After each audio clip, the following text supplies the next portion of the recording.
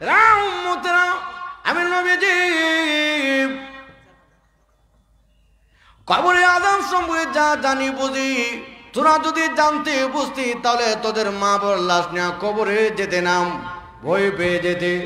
নবীজি দোয়া করে না, মানুষ এবং জিন জাতি ব্যতীত সমস্ত প্রাণীরা কবরে আযাব সম্পর্কে তারা অবগত, সবাই জানে।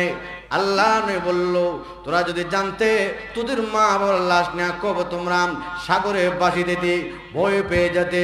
আল্লাহ নবী দোয়া করে নাই। নবীজি এক কবরে পাড়দা যাচ্ছে, যেতে যেতে গিয়া দেখে কবরে আযাব হচ্ছে।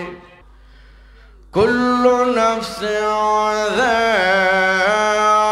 যায়িকাতুল মাউত।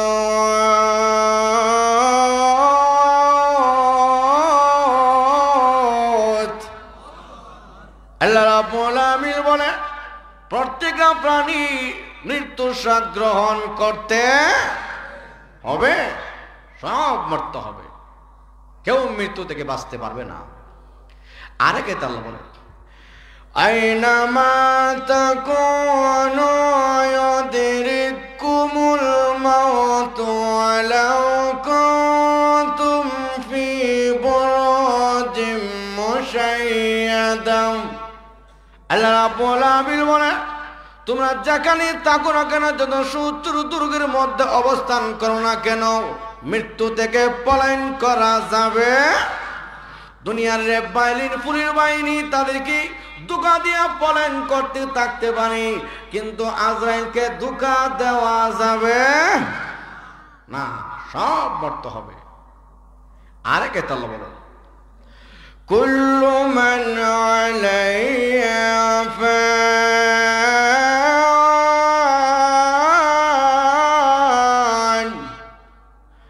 ওয়া ইয়াবকা ওয়াজহু রাব্বিকা যুল জালালি ওয়াল ইকরাম।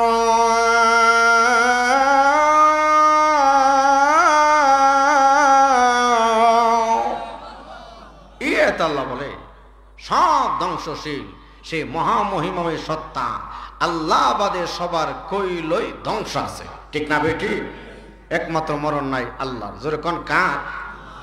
আল্লাহ। আল্লাহর যে মরণ নাই। আরেক আয়াত আল্লাহ বলে, আল্লাহু লা ইলাহা ইল্লাহু আল হাইয়ুল কাইয়্যুম।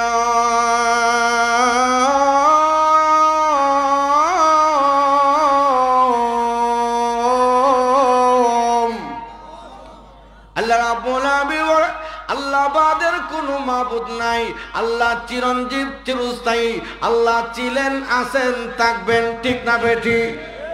তাহলে সবার মরণ আছে, মরণ নাই কার? আল্লাহ।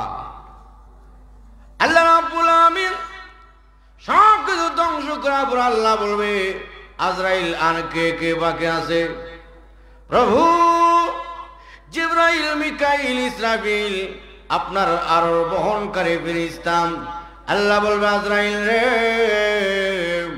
তাদেরও প্রাণ বের করো, তাদেরও প্রাণ বের করা হবে। আল্লাহ তারাও শেষ, আর কে আছে? আমি আজরাইল আর আপনি আল্লাহ।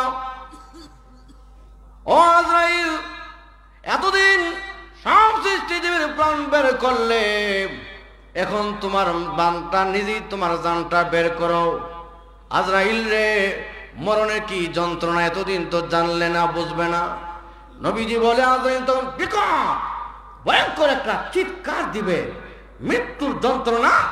আজরাইল বলবো, আল্লাহ, মৃত্যুর যন্ত্রণা এত কষ্ট যদি আগে জানতাম, কখনো এই দায়িত্ব গ্রহণ করতাম না। আল্লাহু আকবার। মৃত্যুর যে কি কষ্ট হয় ইনশাআল্লাহ সামনে ধাপে ধাপে আলোচনা করব। তার আগে আসুন, যে আজরাইল আপনি আমার প্রাণ বের করে, আত্মা বের করে, উনার মরণ আসেনি? আরো জোরে না আসেনি? আছে। উনিও বাঁচতে পারবে না। এই জন্য আমার বাবারা ভাইয়েরা, আল্লাহর উপরে যে নবীজির সম্মান মর্যাদা, ওই নবী তো দুনিয়াতে থাকতে পারে না, কারণ দুনিয়াটা থাকার জায়গা না। আল্লাহ কেন পাঠাচ্ছে? কিছু কর্ম করার জন্য। আমাদের লোক যখন বাংলাদেশ থেকে সৌদি আরব লন্ডন যা, ওখানে যাওয়ার উদ্দেশ্য হলো কিছু পুঁজি কিছু সামান তৈরি করা, ঠিক না? প্রবাসী গিয়ে দেশের টাকা পয়সা বাড়াইলে মা বাপ তার জন্য জায়গা জমি বাড়ি ঘর করলে 20 বছর 50 বছর পরে আসলে দেশের মধ্যে আইসা বুক করবে। ঠিক মহান আল্লাহ পাক এই দুনিয়াতে পাঠাচ্ছে কিছু কর্ম কিছু সামান, পরকালের অনন্তকাল ওই জান্নাতে যে আসল বাড়ি আসল ঘর জান্নাতের জন্য কিছু সামান তৈরি করেন। আমার বাবারা ভাইয়েরা, নামাজ পড়লেন পরকালে সামান, রোজা রাখলেন পরকালে সামান, তাফসির মাহফিল শুনলেন পরকালে সামান, কুরআন পড়লেন পরকালে সামান, রোজা রাখলেন পরকালে সামান, হজ করলেন পরকালে সামান, আল্লাহর রাস্তায় সময় দিলেন পরকালে সামান, ঠিক না ঠিক? দুনিয়ার সামানের জন্য মাথার গাম পায়ে ফেলি দিয়া রৌদ্রে রৌদ্র মনে করি না, বৃষ্টিরে বৃষ্টি মনে না কইরা আপনা আমি এত কষ্ট এত ফিকির কিন্তু দুনিয়াতে থাকতে পারি না। তো পরকালের জন্য কি সামান তৈরি করছি এই চিন্তা করার দরকার আছে নি? দেখেন সেই নবী যদি দুনিয়াতে থাকতে পারে নাই, আল্লাহ নবী যখন সাকরাত শুরু হয়ে গেছে আজরাইল সালাম দরজায় সালাম দিচ্ছি, আসসালাতু আসসালামু আলাইকা ইয়া রাসূলুল্লাহ। আল্লাহর নবী জবাব দিয়েছে, ফাতিমা কে যেন সালাম দিচ্ছে, দরজা খুলে দাও। ফাতিমা রাদিয়াল্লাহু তাআলা আনহা তাকায় দেখে কেউ নেই, কারণ সিঁড়িটা তো দেখা যাচ্ছে না। মহান আল্লাহ সব দৃশ্য দেখতেছে। আজরাইল রে, এই মুহূর্তে যদি ফাতিমা তোমাকে না দেখে, ফাতিমা মনে মনে বলতে পারে আব্বু মৃত্যুর যন্ত্রণা আবুল তাবুল বলতেছে, না আজরাইল আমার বন্ধুর কথা মিথ্যা হতে পারে না, এই মুহূর্তে ফাতিমার সামনে প্রকাশিত হয়ে যাও। মহান আল্লাহ পারমিশন দেওয়ার সাথে সাথে আজরাইল প্রকাশিত হয়ে যায়। ফাতিমা রাদিয়াল্লাহু তাআলা তাকায় দেখে আজরাইলের পা হলো জমিনে, মাথা হলো আসমানে। আল্লাহু আকবার। এই দৃশ্য দেখে ফাতিমা জমিনের মধ্যে অজ্ঞান হয়ে যায়। আব্বু লোকটাকে কি পরিচয়, জীবনে কোনোদিন মক্কা মদিনা এমন লোক দেখি নাই। আল্লাহ নবী জবাব দেন, মা গো, ও মা, এই লোকটা দুনিয়ার কোনো মানুষ নয়, উনি মালাকুল মাউত আজরাইল। এই কথা শোনার রাতে রাতে ফাতিমা কান্না শুরু করে দিচ্ছি। আব্বু বুঝতে পেরেছি আজকে বুঝি আপনার শেষ বিদায়। বাবা গো, হাসান হুসাইন কষ্ট পাবে। ও আমার আব্বু, আমার মাও নাই, আপনি চলে গেলে আমি কার কাছে আমার দুঃখের কথা বলবো? আপনার নোরানি চেহারা দেখলে আমি শান্তি পাই। আপনি কোথাও সফরে গেলে সফর থেকে এসে সর্বপ্রথম আমি ফাতিমার খবর নিতেন। সুবহানাল্লাহ। নবীজির কলিজার টুকরা ছিল ফাতিমা। আল্লাহর নবী ফাতিমার কানে কানে চুপে চুপে কি যেন বললো, ফাতিমা মুস্কি হাসি দিচ্ছে। সুবহানাল্লাহ। আম্মা জানায়শা ডাক দে, ফাতিমা রে।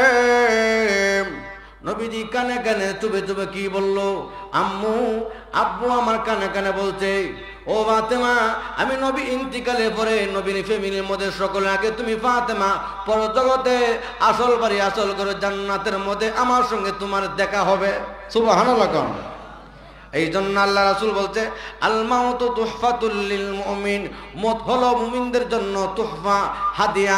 বন্ধু বন্ধুর বাড়িতে মিষ্টি আনলে বেজার না খুশি খুশি।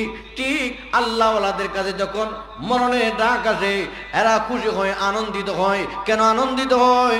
আমি এত বছর যে আমল করলাম, রোজা রাখলাম, কোরআন পড়লাম, জিকির করলাম, হজ করলাম, যাকাত দিলাম, আমি আল্লাহর রাস্তায় দান সদকা করলাম, এটা পরকালে সামান। এমন এখন আসল বাড়ি আসল ঘর জান্নাতের মধ্যে গিয়া আমি সেগুলো ভোগ করব, ঠিক না ঠিক? আমার বাবারা ভাইয়েরা, এই জন্য আমলের জন্য প্রস্তুতি হন। আমি পরকালের জন্য কি সামান তৈরি করলাম, এই চিন্তা যদি আসে, আমার বাবারা ভাইয়েরা, আমাদের মধ্যে গাফলিতি অলসতা অবহেলা থাকবে না, ঠিক না ঠিক? কিন্তু আজকে মৃত্যুর আমরা ভুলে গেছি। নবীজি বলছে, তাফসীর ইবনে কাসির মধ্যে উল্লেখ করা হচ্ছে, কোন ব্যক্তি যদি দৈনিক 20 বার মওতের কথা স্মরণ করে, ওই দিন ওই লোকটা মারা যা, মহান আল্লাহ পাক তাকে শাহাদাতের মর্যাদা আল্লাহ দান করবে। আর মওতের কথা স্মরণ করলে দিল নরম হয়। দিল কি হয়? নরম হয়। আমাদের দিল আজকে পাষাণ হয়ে গেছে, আমলের দিক দিয়ে আমরা উদাসীন, গাফেল। গুনার দিকে আমরা ধাবিত হচ্ছি। আরে ভাই, এই মরণের কথা যদি আমাদের অন্তরে জাগ্রত থাকতো, আমরা সচেতন হইতাম, আমাদের দ্বারা আজকে অশ্লীল অন্যায় অবিচার জুলুম অন্যায় হইতো না। ঠিক না বেঠে? আল্লাহ নবীর কাছে আজরাইল বলছে, ইয়া রাসূলুল্লাহ, আল্লাহ আমাকে পাঠাচ্ছে, আপনি থাকবেন না চলে যাবেন? আল্লাহ নবী ডাক দেন, আজরাইল, জিবরাইল আসা আগ মুহূর্ত অপেক্ষা কর, তার আগে আমার জান বের করিস না। জিবরাইল এসেছে, ইয়া রাসূলুল্লাহ, ইয়া হাবিবাল্লাহ, আপনি কেন কান্না বাপ? আপনি কি থাকবেন না চলে যাবেন? থাকলে আল্লাহ আপনার হায়াত বৃদ্ধি করে দিবে, চলে যেতে চাইলে অনুমতি আছে। আল্লাহ নবী জবাব দিয়ে, জিবরাইল, আমি নিজের জন্য কাঁদি না, আমার বিবি বাচ্চার জন্য কাঁদি না, নাতির জন্য কাঁদি না। জিবরাইল রে, আমার গুনাহগার উম্মতের জন্য কাঁদি। ও জিবরাইল, আমি নবী দুনিয়াতে আসার আগে কোন নবীর উম্মতকে আল্লাহ জমিন ওলট পালট করে আল্লাহ ধ্বংস করে দিয়েছিল। কোন নবীর উম্মতকে আল্লাহ রাব্বুল আমিন বন্যার পানি দিয়ে আল্লাহ নিশ্চিহ্ন করে দিয়েছিল। কোন নবীর উম্মতকে পাথর বৃষ্টি দিয়ে আল্লাহ ধ্বংস করে দিয়েছিল। আমি নবী চলে গেলে আমার উম্মতের না জানে কি ভয়াবহতর ক্ষতি হয়। ওগো নবীজি, কাঁদবেন না, মহান আল্লাহ বলে দিয়েছে, আপনি নবী চলে গেলে আপনার উম্মতকে অন্য নবীর উম্মতের মতো আল্লাহ ধ্বংস করবে না, ধ্বংস করবেন। আল্লাহু আকবার। নবীজি এবার যখন উম্মতের জিম্মাদার আল্লাহ হয়ে গেছে, ও নবী, আপনি কাঁদবেন না, মন ক্ষুণ্ণ হবেন না। তবে তারা যদি মাঝে মাঝে পাপ কাজে লিপ্ত হয়ে যায়, আমি মাঝে মাঝে আযাব গজব দিয়ে আল্লাহ সংকেত দিব, আমি আল্লাহ সতর্ক বার্তা দিয়া এদের গাফলিতি দূর করতে চাইব। এই জন্য মাঝে মাঝে যে আযাব গজব আসে, টর্নেডো ঘূর্ণিঝড় আসে, করোনা মহামারী আসে, আমাদেরকে সংকেত দিচ্ছে। ঠিক না বেঠে? আমরা মনে মনে ভাবতে পারি, নামাজ না বলে কি হচ্ছে? আরে ভাই, কি হচ্ছে? মহান আল্লাহ পাক নবীজির দুয়ার কারণে আল্লাহ চিরতরে ধ্বংস করে না। না হয়তো শুনলেন আমাদের পাপাচারা দিয়ে তাকাইলে গোটা ভারতবর্ষ নিচে দাবাই দিয়েছে, কিন্তু কেন করে না? নবী দোয়া করে গেছে। আমরা মনে মনে ভাবি, নামাজ না বলে কি হয়েছে? আরে ভাই, কি হয়েছে বুঝবেন? মরার ঘরে যেমন কর্ম তেমন ফল। ঠিক না বেঠি? আমার বাবারা, ভাইয়েরা, এই জন্য ফাফ কাজ কইরা নিজেরা আবার অহংকারী মনে করবেন না। দেখেন, আল্লাহ ওয়ালা রাত দিন 24 আমল করেও তারা নিজের গুনাহগার মনে করে। ঠিক না বেঠি?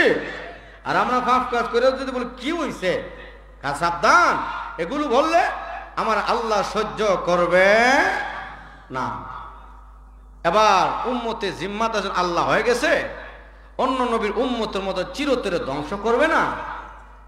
এবার নবীজি পারমিশন দিয়েছে, আজরাইল, এবার তোমার জান কবজ করো। আজরাইল অনুমতি দিলাম, পারমিশন দিলাম। আজরাইল আল্লাহ নবী রহমতের নবী সিনা মুবারকের মধ্যে হাত রেখে দিচ্ছে। আল্লাহ নবী জবাব দিয়ে, আজরাইল রে, মৃত্যুর যন্ত্রণা এত কষ্ট, ইয়া রাসূলুল্লাহ, আদম আলাইহিস সালাম থেকে নিয়ে আজ পর্যন্ত যত মানুষের জান কবজ করলাম, সবচেয়ে আসানের সঙ্গে আপনার সঙ্গে এই মৃত্যুর যে কষ্ট হবে, আল্লাহ পাক আরেক আয়াতে আল্লাহ বলে, ওয়াজাআত সাকরাতুল মাউতি বিল হক যালিকা মা কুনতা মিনহু তাহিদ।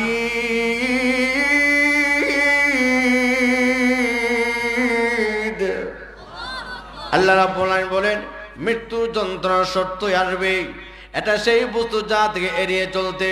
এ আমার বাবারা, ভাইয়েরা, মরণের যন্ত্রণা সময় ভোগ করতে হবে। মৃত্যুর কষ্ট যে কি কষ্ট, আল্লাহ রাসূল বলে, সাকরাত শুরু হইলে বুকের মধ্যে 500 ফেরেশতা চাপা দেয়। মৃত্যুর কষ্ট এত কষ্ট, ইদ্রিস আলাইহিস সালাম বলেছিল, আজরাইল রে, মৃত্যুর যন্ত্রণা শুনি শুনি বাস্তবে দেখলাম না, বুঝলাম না, আমার জানটা কবজ করো না, দেখি মরণের যে কি কষ্ট। ওগো আল্লাহ নবী, আল্লাহ পারমিশন না দিলে আমি কারো আত্মা বের করতে পারি না, আপনি আল্লাহর কাছে দোয়া করুন। ইদ্রিস আলাইহিস সালাম দোয়া করলাম, প্রভু, আমার ভরসা আকাঙ্ক্ষা মরণের যন্ত্রণা বোঝানোর জন্য, অনুভব করার জন্য আল্লাহ পারমিশন দিল। আজরাইল পারমিশন পেয়ে ইদ্রিস আলাইহিস সালাম এবার দান কবজ করে আবার ফেরত দিল। তখন বলল কেমন লাগলো? ইদ্রিস আলাইহিস সালাম তরতর করে কাঁপতেছে। আজরাইল, আমার মনে হচ্ছে উহুদ পাহাড় যেন আমার বুকে চাপা দিচ্ছে। ও আজরাইল, যেটা বকরি যেটা অবস্থা, সামরা সিলাইলে যে কষ্ট, এর চেয়ে বেশি কষ্ট মরণের যন্ত্রণা। আজরাইল রে, দুনিয়ার নারী পুরুষ যদি মরণের কষ্ট জানতো, বুঝতো, জীবনে নামাজ ছাড়তো না, রোজা ছাড়তো না, গুনার কাজ করতো না, অন্যায় অশ্লীল কাজ করতো না। ও আজরাইল, মরণের এত কষ্ট। আল্লাহ রসুল বলে, কিন্তু আল্লাহওয়ালা যারা, নেককার যারা, এদের জন্য মহান আল্লাহ রাব্বুল আমিন স্পেশাল আল্লাহ ব্যবস্থা করবে। সুবহানাল্লাহ। কোন আল্লাহ পাক রহমতে ফিরিস্তা পাঠাবে। রসুল বলে, ডানে বামে সামনে আইসা তারা অভ্যর্থনা দিবে, আহলান সাহলান, আগতম স্বাগতম দিবে, আর জান্নাত এবার তুলে ধরবে। কারণ জান্নাত দেখলে ওই কষ্টটা আর কষ্ট থাকবে না, আনন্দের হয়ে যাবে। সুবহানাল্লাহ। একটা এক্সাম্পল দিলে আরো সহজে বুঝবেন। ডাক্তার সাহেব যখন অপারেশন করে, অপারেশন করার আগে একটা ইনজেকশন দিয়ে অজ্ঞান করিনি করে, অজ্ঞান কইরা কাটে, কাটলে ব্যথা হয়, বুঝি না, অনুভব করতে পারি না।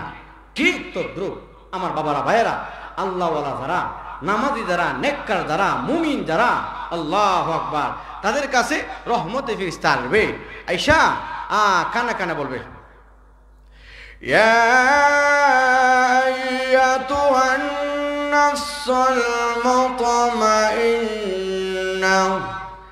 ইরজিই ইলা রাব্বিকি রাদিয়াতাম মারদিয়াম ফাদখুলি ফি ইবাদি ওয়াদখুলি জান্নাতি।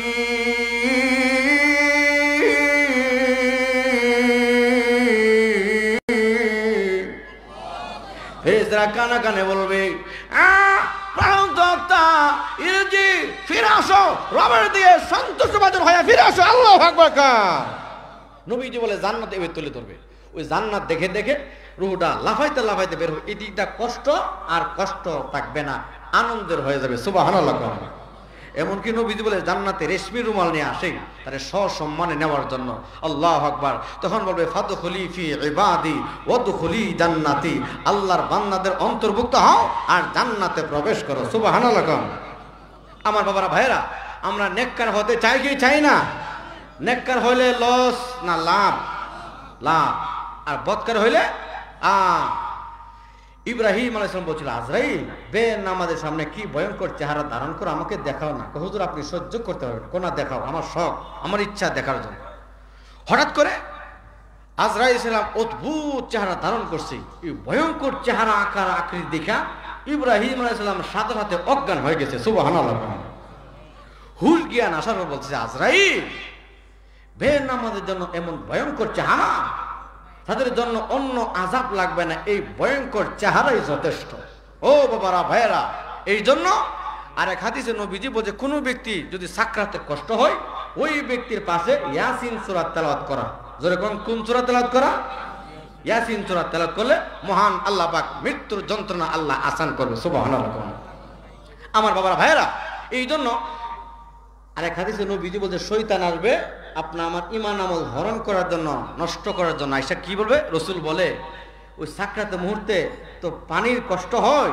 নবীজি বলে, আয়েশা পানির গ্লাসটা নাড়াচাড়া করবে আর বলবে, আব্দুল করিম, আমি তোর মা বাপ।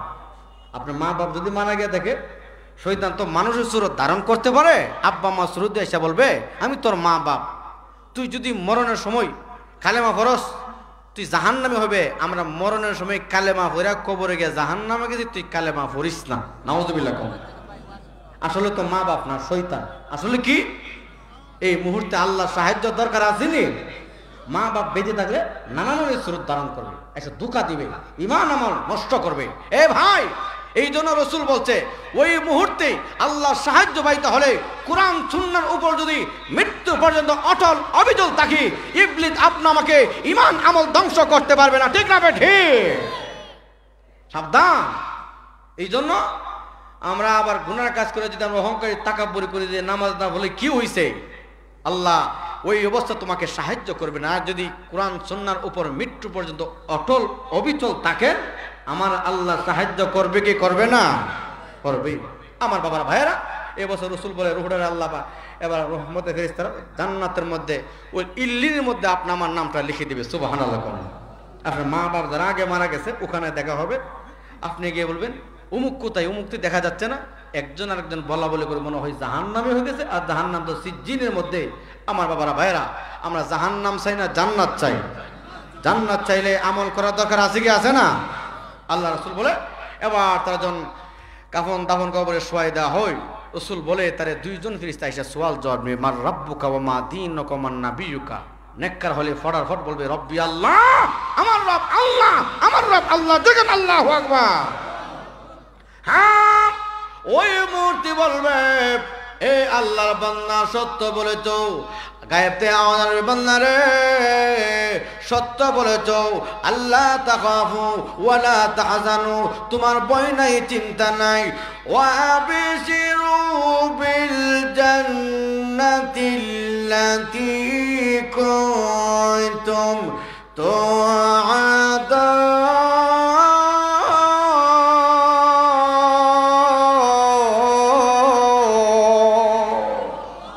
আর বলবে যেই জান্নাতের ওয়াদা দেওয়া হয়েছিল, প্রতিশ্রুতি দেওয়া হয়েছিল, ওই সেই জান্নাত।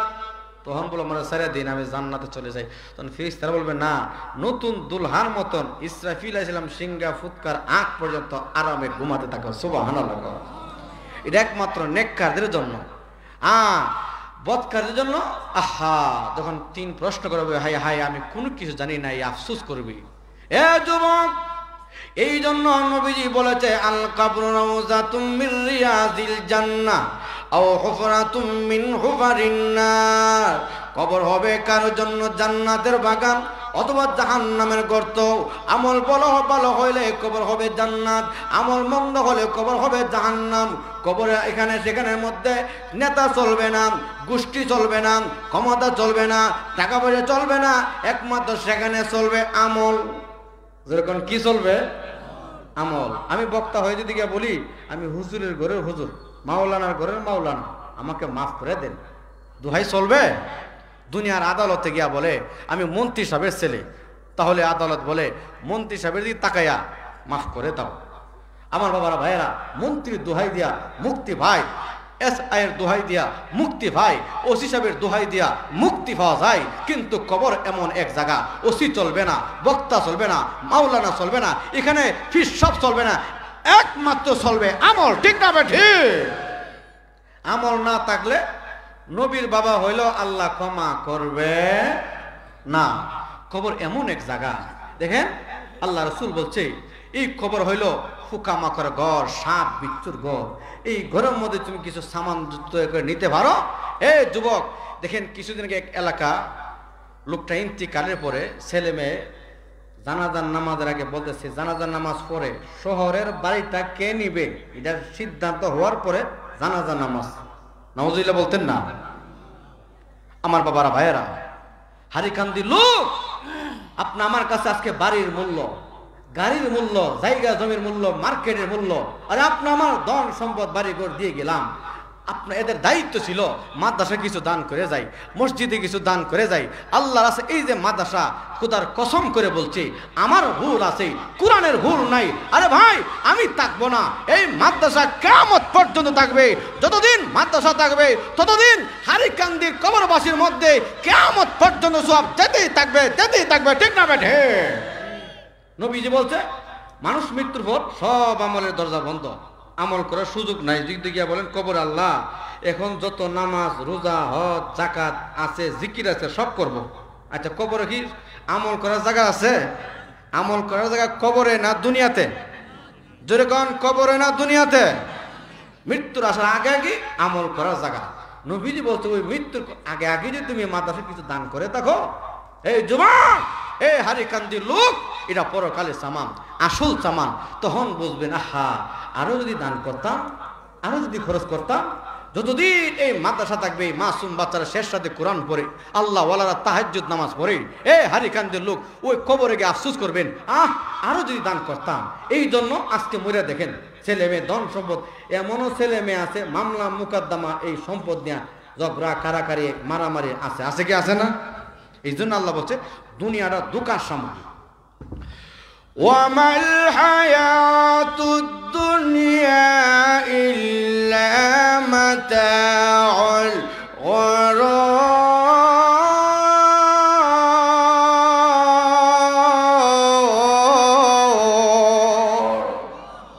আল্লাহ বলে এই দুনিয়াটা দোকান সামগ্রী ভিতর আর কোনো কিছু নয়। যাই কিছু করবেন ভাই, এই দুনিয়ার গ্যারান্টি নাই। এই আমলটা যতদিন করবেন, সৎকে জারিয়া মাদ্রাসায় দান করে গেছেন, আমল করছেন, নামাজ পড়ছেন, কোরআন পড়ছেন, জিকির করছেন, হজ করছেন, আরে ভাই দান শত করছেন, এটাই আপনি আমার সামান। এই সামানটা ছেলে মেয়ে রাখতে পারবে, জোরে করে রাখতে পারবে? ধন সম্পদ সব রেখে দিবে, জায়গা জমি বাড়িঘর দোকানপাট রাখবে, কিন্তু এই সামানটা পরকালের সামান যে আমল করছেন, যত কিছুই তারা কৌশল করুক, আমল রাখতে পারবে না। এই জন্য নবীজির সাহাবী উসমান রাদিয়াল্লাহু তাআলা কবর পার দাগলে কান্না করতেন। সাহাবা کرام বলতেন, ও নবীর সাহাবী, জান্নাত জাহান্নামের আলোচনা শুনলে তো কান্না করেন না, কবরে পার দাগলে কাঁদেন। উনি জবাব দেয়, সাহাবীরা রে, আমার নবীজি বলেছে আখিরাতের প্রথম মঞ্জিল হলো কবর। কবরে যদি মুক্তি হয় তাহলে তোমার ওই মিজানে মুক্তি হইলে তাহলে ফুলচরাতে মুক্তি। এখানে আটকে গেলে সব ঘাটিগুলো কঠিন হয়ে যাবে। এই হারিকান্দির বাবারা বয়রাম, এই জন্য মৃত্যুর আসার আগে ওই কবরের জন্য কি সামান তৈরি করছেন, কবরের জন্য কি ফুদি করে তৈরি করছেন, এই চিন্তা করেন। এই চিন্তা যদি আসে আর অলসতা আসবে না, গাফলিতি আসবে না, গুনাহ কাজ করবেন না। এই জন্য আমার বাবারা ভাইয়েরা, তাই কিছু করবেন মৃত্যুর আসার আগে আগেই করতে হবে, যেরকম ঠিক না বেঠে। আল্লাহ নবী ডাক দেন, উম্মতেরা, আমি নবীজি কবরে আযাব সম্পর্কে যা জানি বুঝি, তোরা যদি জানতে বুঝতি তাহলে তোদের মা বাবার লাশ নিয়ে কবরে যেতে নাম, ভয় পেয়ে যেতে। নবীজি দোয়া করে না, মানুষ এবং জিন জাতি ব্যতীত সমস্ত প্রাণীরা কবরে আযাব সম্পর্কে তারা অবগত, সবাই জানে।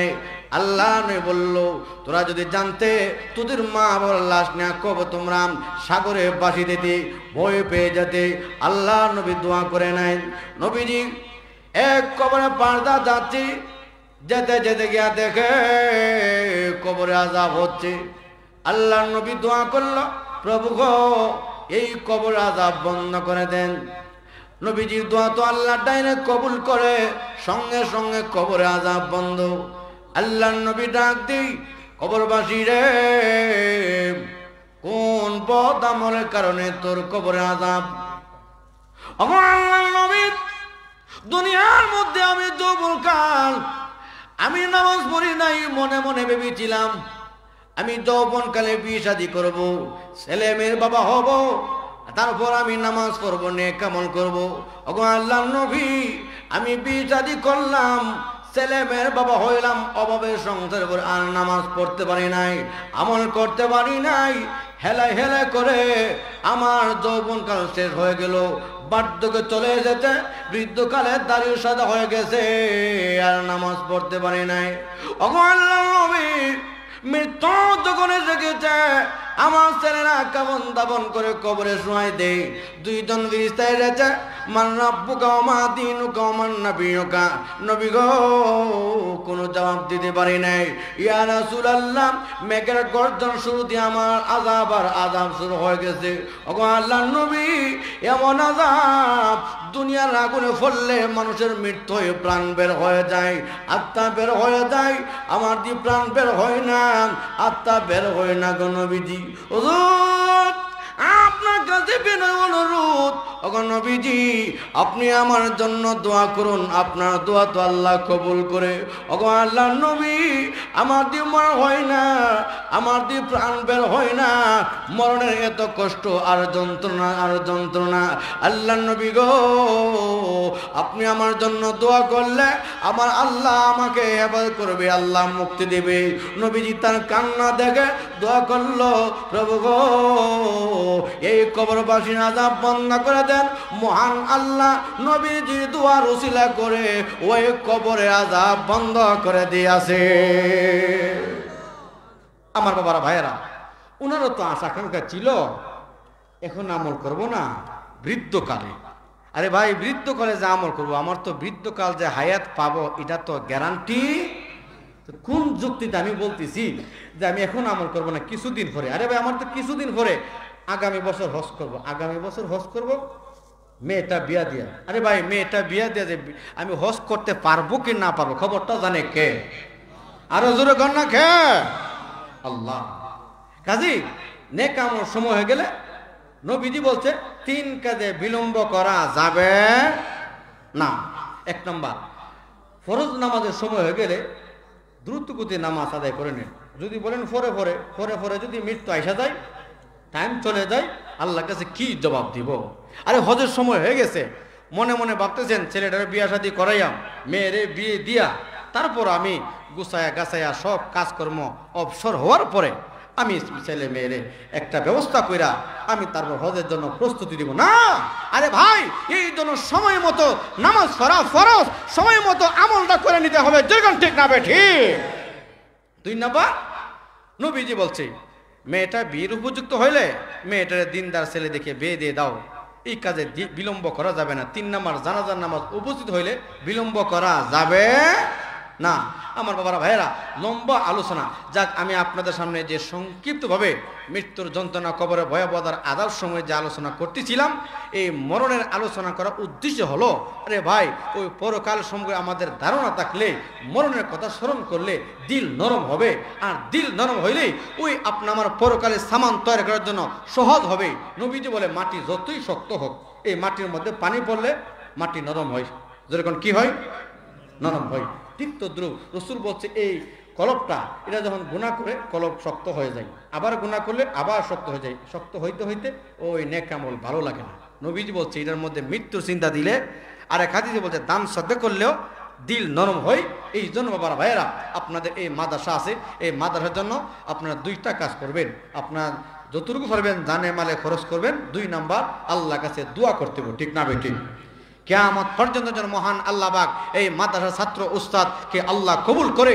এই মাদ্রাসা হলো সদকে জারিয়া, যতদিন এই মাদ্রাসা থাকবে ততদিন আপনা আমার জীবিত হন আর মৃত হন, আপনা আমার কবরের মধ্যে সব যেতেই থাকবে। যেরকম ঠিক না বেঠে? মহান আল্লাহ রাব্বুল আমিন আমাদের সকলকে এই বিষয়ের উপর আমল করে চলতে পারি, ঈমান আমল নিয়ে কবরে যেতে পারি, আল্লাহ পাক সেই তৌফিক দান করুন। সুবহানা রাব্বিকা রাব্বিল ইজ্জাতি আম্মা ইয়াসিফুন ওয়া সালামুন আলাল মুরসালিন আলহামদুলিল্লাহি রাব্বিল আলামিন।